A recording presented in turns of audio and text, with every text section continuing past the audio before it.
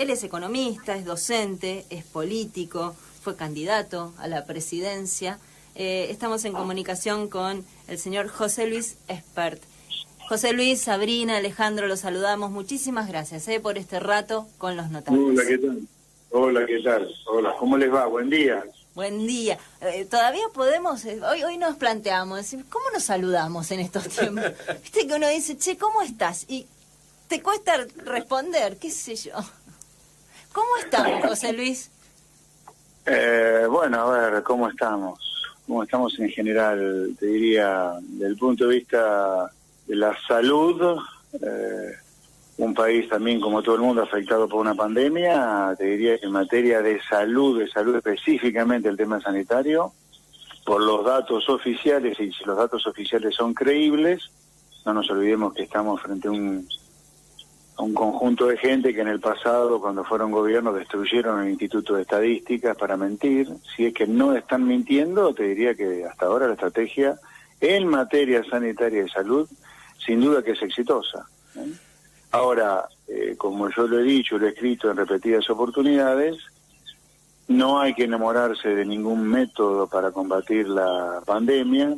Los países que ya vienen con pandemia desde antes que nosotros muestran que las cuarentenas han sido muy duras, después el mismo país las afloja un poco, ven que rebrota el coronavirus, entonces vuelven a apretarla. O sea, esto va a tener idas y venidas, y en Argentina va a pasar eso. ¿Pero por qué? Por una razón muy simple, porque economía y salud es la misma moneda con dos caras diferentes, no son cosas diferentes, es lo mismo, estamos hablando de lo mismo cuando hablamos de economía y salud, en general y más en el contexto de una pandemia.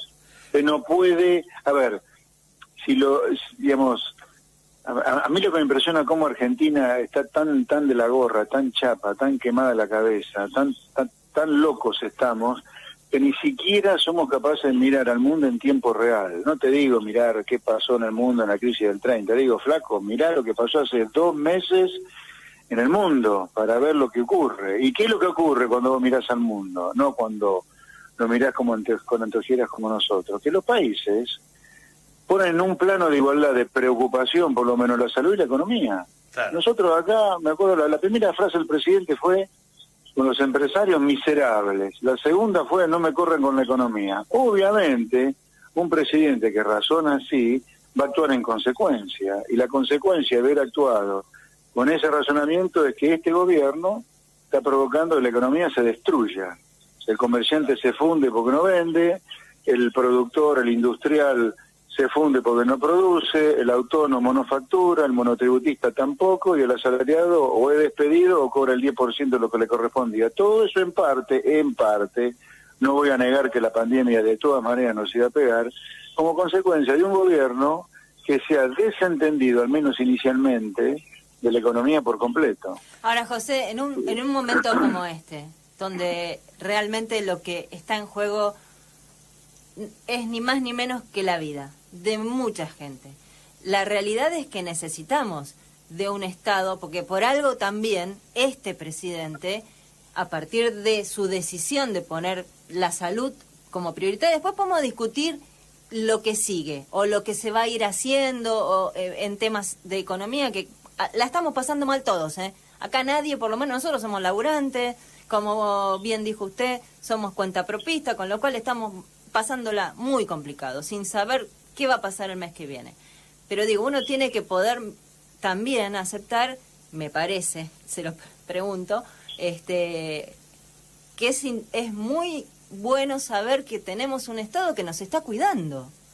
Después hablemos de estas cuestiones de mirar a todos los sectores. A mí me parece que vos fantaseas con que el Estado nos está cuidando. Si el Estado nos hubiera cuidado, si el Estado hubiera estado presente, como se congratula una gran parte de la población del Estado presente, hubiéramos tenido, por empezar, un ministro de Salud que, en lugar de ser un chamullero de la política, hablo de Ginés González García, en enero, cuando sonaban las alarmas de todo el mundo, en todos lados, en lugar de negar que iba a venir a Argentina el coronavirus porque estábamos en verano, ya hubiera empezado a ponerse las pilas con que el coronavirus también nos iba a pegar a nosotros, hubiéramos empezado a importar no decenas de miles, cientos de miles y millones de test para testear lo más rápido posible a toda la población. Espérate, vos argumentaste algo, déjame argumentar en contra de lo que vos decís. Esperá, déjame terminar. Argumente tranquilo. Hubieras empezado a importar test, hubieras importado y comenzado a importar respiradores artificiales, hubieras empezado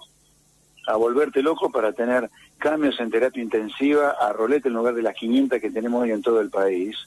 Entonces, en materia sanitaria solamente te hubiera empezado a poner las pilas mucho antes si vos tuvieras un Estado presente, empezando por los gerentes, en lugar de tener chamullero de la política. La segunda cosa, si a vos te hubiera preocupado realmente la salud, ¿sabés qué hubieras hecho? Porque la salud está atada, repito, a la economía. Hubiera empezado a tomar medidas económicas de salvataje al sector privado el primer día. Y yo con esto no te estoy cuestionando la cuarentena decidida por el gobierno, ¿eh? Dejemos de lado la cuarentena del gobierno. El gobierno decidió esa cuarentena. Lo que yo digo es, previo a la cuarentena, se la pasaron paisajeando, subestimando lo que podía venir acá. Estado presente, nada. No tenés gerentes de salud en Argentina. Segundo, una vez decidida la cuarentena, te pasaste 4 semanas puteando los que querían ganar plata y trabajar. No, vos deberías haber salido a salvarlo. ¿Cómo? Con crédito a tasa cero, bajando impuestos, permitiendo que los comercios cerraran acuerdos con sus empleados por fuera de todas las leyes laborales porque estás en medio de una pandemia. Bueno, pero los sindicatos... Y yo no te cuestiono la cuarentena, ¿eh? Claro, el problema es que tenemos sindicatos que en algún caso no te van a permitir ese camino, ¿no? La bancaria, por ejemplo. No, mire, muchachos, perdónenme, si tomamos como dato que ni siquiera en una pandemia se puede hacer algo en beneficio del trabajador, estamos equivocados, muchachos. El gobierno, vos me vas a decir que el gobierno, un gobierno peronista, kirchnerista, que tiene a todos los sindicalistas adentro, no le puede decir, querido, ¿querés evitar que las empresas quiebren y despidan a 20 empleados en lugar de a 2? Va a tener que flexibilizar, al menos en la cuarentena, totalmente las leyes laborales para que las empresas no se fundan y no despidan a todos los empleados en lugar de a 2 o 3 o la mitad.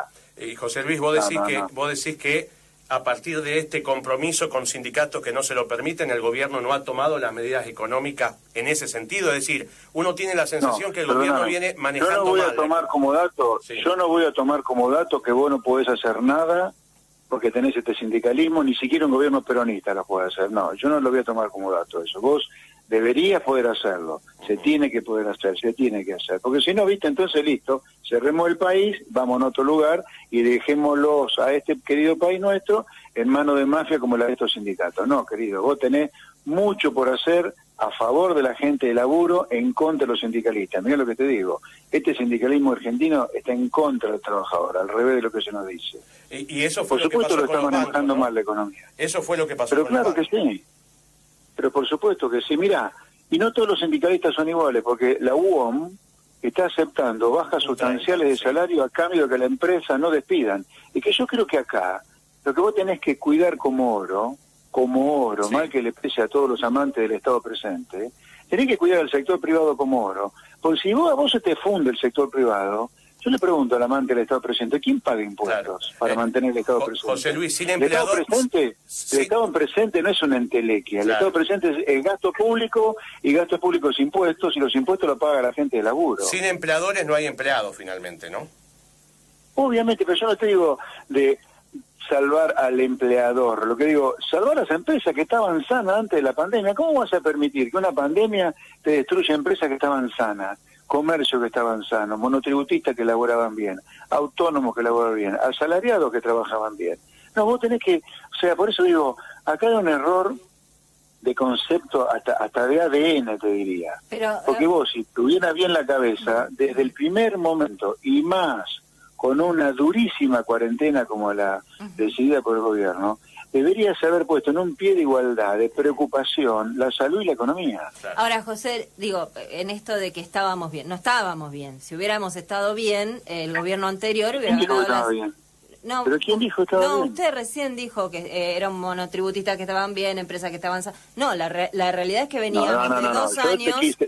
Yo te quise decir que gente que estaba con problemas, pero que estaba sana la empresa, aunque estaba con problemas. Una cosa es, pero no tenemos que hacer demasiada historia. Por supuesto que Argentina venía, no me vas a decir a mí que soy economista y vivo de esto, veníamos de 2 años de recesión. Claro. Pero cuando yo digo sano más allá de la recesión que obviamente te estaba afectando la rentabilidad. Ahora, José, estoy hablando sano en el sentido de que tenías una empresa más o menos regularmente pagando su sueldo, más o menos regularmente pagando sus deudas, con una situación patrimonial relativamente razonable. Por supuesto que estaban todo el país estaba en recesión. Hablo de relativamente sano comparado con lo que podría haber sido. José Luis, hace pocos días supuestamente se filtró una opinión de Melconian, dice no son tiempos de Kachanowski y Esper. ¿Qué quiere decir eso, que no son tiempos de Kachanowski y Esper? No entiendo, ¿cómo? Melconian aparentemente dio a entender en un comunicado, en algo interno que se filtró, que no son momentos económicos para pensamientos como Kachanowski y Esper. ¿Qué quiere decir eso? ¿Qué tiempos no son estos para pensamientos como, supongo que tienen que ver con el nivel del Estado y la presencia del Estado? ¿Qué piensa usted al respecto? Bueno, yo no voy a opinar sobre algo de Melconian que no me consta, que nadie me lo dijo, es la primera vez que lo escucho que Melconian se refirió en ese algo interno parece que fue, pero bueno, al margen. Sobre Melconian, sobre Melconian no voy a decir nada. Sí voy a decir lo que creo que hay que hacer ahora. Mire, yo no estoy razonando con mi ideología de sentido común liberal cuando sugiero las cosas que sugiero. Acá, en el medio de una pandemia, lo único que hay que tener es sentido común. Hay que dejar de lado totalmente las ideologías. Y cuando yo digo que hay que poner en un pie de igualdad la salud con la economía y salvar al sector privado de la quiebra a la cual va por esta cuarentena, lo digo porque es de sentido común. ¿La gente se está fundiendo o no? Les pregunto a ustedes. Sí, claro que sí, por supuesto. Bueno, entonces, digo, si la gente se está fundiendo, a mí me importa un cuerno la ideología liberal, la ideología comunista, el keynesianismo, lo libertario, no. Tenemos que salir al salvataje urgente del sector privado para que nos quede algo vivo de la economía argentina después de la pandemia. Entonces el impuesto a las grandes... Para que la gente coma, para que la gente pague impuestos y para que se financie el Estado presente, que a alguno le encanta. José Luis, entonces el impuesto a las grandes fortunas de la Argentina, ¿a usted le parece una medida adecuada? Si ese dinero después va a... para nada, no me parece para nada adecuada. ¿Y de dónde saca la plata este Estado? Digo, para hacer todo lo que usted dice, porque están... Discúlpeme, ¿me disculpa? Sí. Mire, hoy en Argentina el que está en blanco, la gente que labura en blanco... Sí, no es la mayoría. No, perdón, totalmente equivocada usted lo que dice. 1/3 de la economía está en negro, 2/3 está en blanco. Totalmente equivocado lo que dice usted. 2/3 de la economía está en blanco. Esa gente trabaja 7 meses, aunque no se dé cuenta, solo para pagar impuestos, de 12. Sí. Son verdaderos esclavos impositivos. Entonces, la cantidad de impuestos que tenía el Estado antes de la pandemia para financiar un mega programa de salud era gigantesca, les sobraba guita para todos lados, pero claro, como acá el Estado presente es un verdadero chamullo que nos han vendido solo para meter militantes de un lado y del otro, se la gastaron a toda esa mega recaudación, esa mega presión impositiva que funde a 2/3 de la economía que está en blanco. Entonces la cantidad de impuestos, vamos a separarlos tanto, espera, déjame terminar. La cantidad de impuestos que había acá para tener un Estado realmente presente y que se ocupara de las cosas que se tiene que ocupar, cuando ocurren cosas como una pandemia, que es donde tiene que aparecer el Estado, como una suerte de asegurador para que la gente no quiebre, no estaba presente. Entonces, impuesto nada.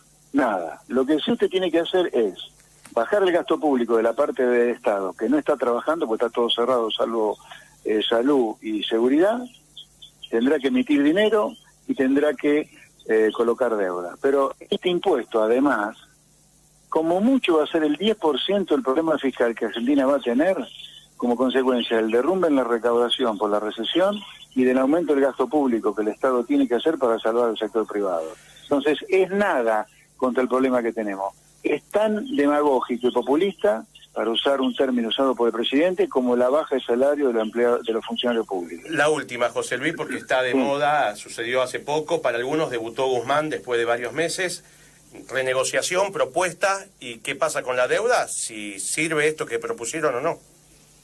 Mire, siendo coherente con lo que le decía recién, yo creo que como en Argentina va a explotar el déficit fiscal fruto de la caída en la recaudación por la recesión y fruto de la suba de gasto público para salvar al sector privado, el aumento del gasto público en salud, usted debería tener, y te repito, esto es ser realista y coherente, no es ser ideológico, debería tener abierta todas las canillas de financiamiento para evitar cargar todas las tintas sobre una sola, que puede ser la emisión monetaria. Por lo tanto, a mí me parece muy importante que el gobierno no defaultee la deuda. Ha hecho una propuesta muy dura, que seguramente va a ser rechazada en un primer lugar por los acreedores, pero ojalá que haya un acuerdo. Y ojalá que haya un acuerdo, no para darle de comer a los buitres, para pasarle plata nuestra, que más allá de eso yo creo que la deuda hay que pagarla, si no, no te endeudes, ¿viste? No seas un cagador. Si no está dispuesto a pagar lo que pedí prestado, no pida prestado. Pero más allá de eso, voy a lo práctico.